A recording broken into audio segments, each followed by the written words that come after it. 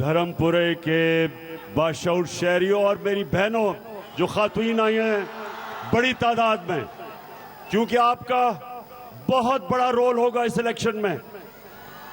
आपने घर घर डोर डोर जाना है और नौजवानों, ये इलेक्शन हमने जीतना है।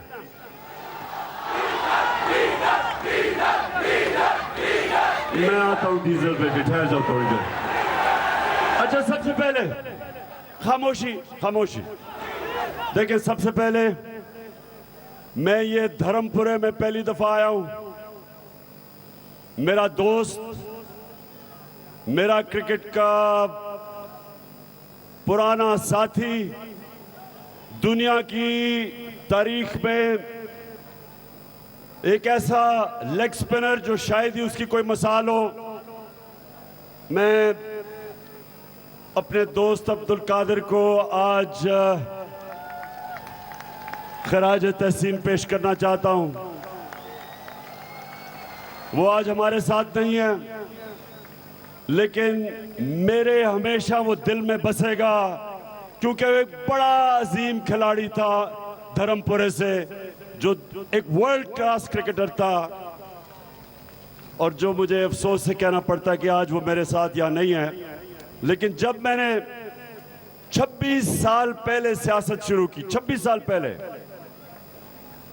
तो जो वो चंद लोग जो मेरे साथ शुरू हुए थे और वाहिद खिलाड़ी मेरी टीम में जो मेरे साथ पहले दिन से था, वो अब्दुल कादिर था।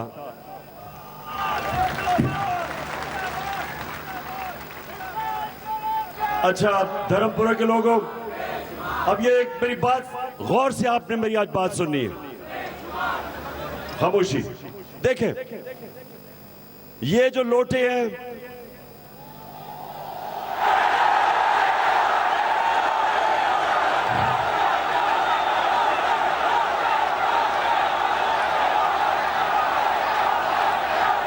रंग बिरंगी लोटे,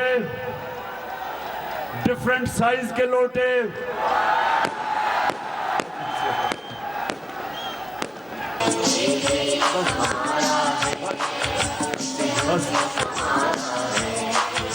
वो लोटे, बस बस बस।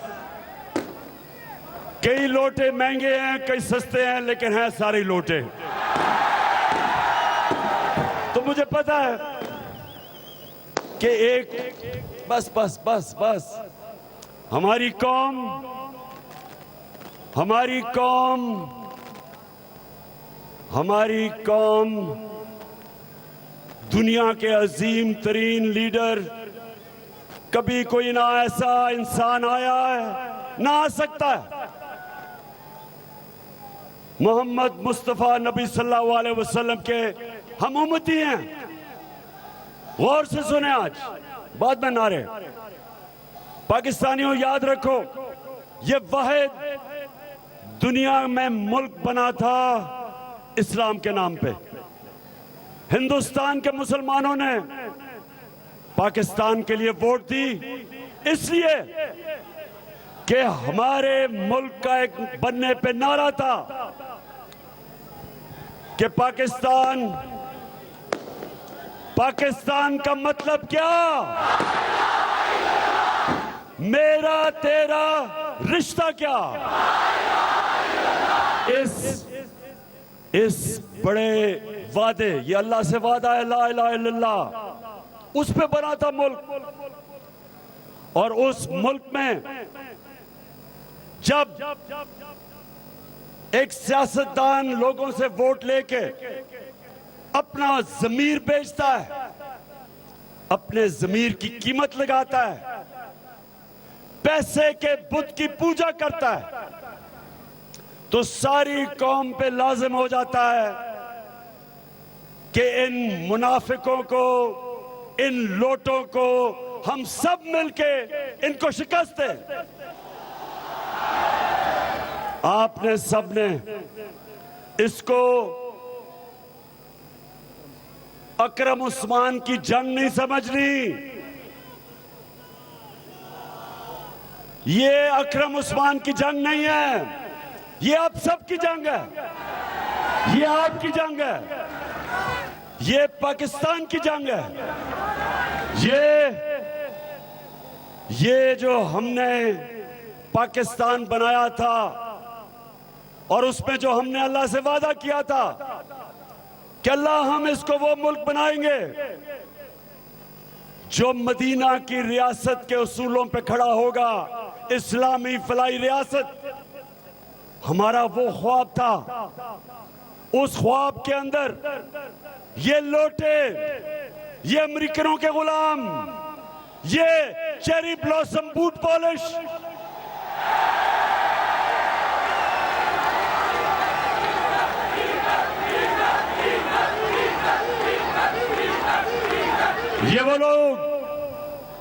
ये वो लोग जो पैसे के बुत की पूजा करने वाले, इनको हमने शिकस्त देनी है इंशाअल्लाह। मेरे नौजवानों, आपके ऊपर लाज़िम है, ये मुल्क आपका है, मुस्तकबिल आपका है। इन लोटों के होते हुए, ये शहबाज शरीफ और हमजा कुकड़ी के होते हुए इस मुल्क का कोई मुस्तकबिल नहीं है। इसलिए हमने अपने अल्लाह के सामने वादा करना है कि हमने ला इलाहा इल्लल्लाह पे चलना है, झूठ को हराना है, इस बातिल का मुकाबला करना है, इन गद्दारों का मुकाबला करना है, इन मीर जाफर और मीर सादक का मुकाबला करना है। और हमने अपने मुल्क की हकीकी आजादी की जंग लड़नी है। ये जहाद है, पॉलिटिक्स नहीं है, ये जहाद है। अब नौजवानों और मेरी बहनों, एक समझे, हमारा मुकाबला सिर्फ इन लोटों से नहीं, हमारा मुकाबला इंतजामिया और इलेक्शन कमीशन के साथ भी है। ये मिलके, क्योंकि ये न्यूट्रल अंपायर से हमें नहीं हरा सकते, ये सिर्फ अंपायरों को साथ मिला के हमें शिकस्त देने की कोशिश करेंगे। और मैं आप सबको, नौजवानों, ये अब्दुल कादिर, जरा सुने, अब्दुल कादिर मेरे साथ था जब हमने इन 1988 में हिंदुस्तान का दौरा किया। वो वाहिद दौरा था जिधर मैंने पाकिस्तान टीम की कप्तानी की। हिंदुस्तान के अपने अंपायर थे।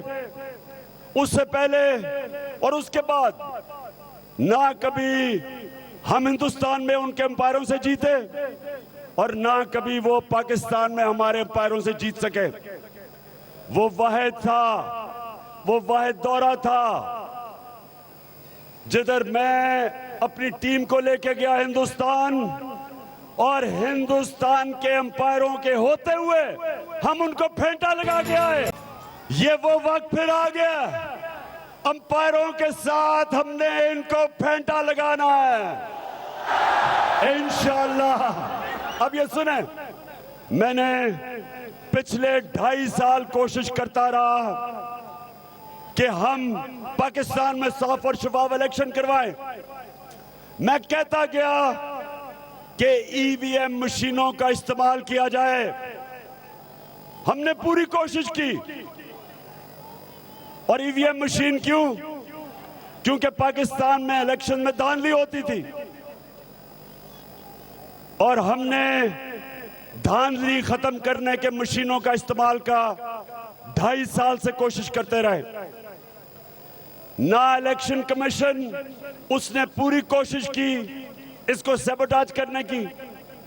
ये जो चोरों की ऑपोजिशन है, ये जो इस मुल्क में 30 साल से डाके मार रहे हैं, इन्होंने सब मिल गए, इन्होंने सैबोटाज किया ईवीएम मशीन। आज एक इदारा है पटन, ये इलेक्शन के ऊपर रिसर्च करता है। आज इस इदारे की रिपोर्ट छपी है, ये जरा गौर से सुने रिपोर्ट क्या कहती है। 163 तरीके हैं इलेक्शन में धांधली करने के, इस रिपोर्ट के मुताबिक।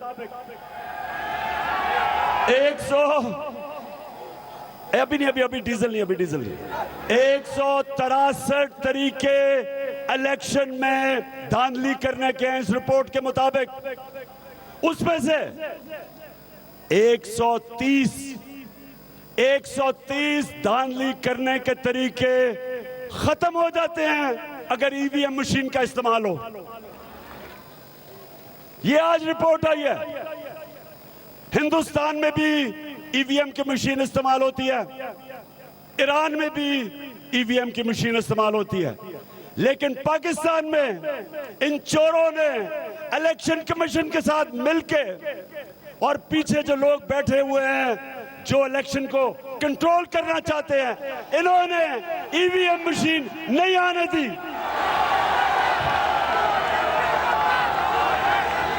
तो आज मैं अपनी कौम के सामने चैलेंज रख रहा हूं, मेरे पाकिस्तानियों, वक्त आ गया कि जिस तरह हिंदुस्तान को हमने उनके अंपायरों के बावजूद शिकस्त दी, हमने इनको, इन लोटों को, हमजा कुकड़ी को।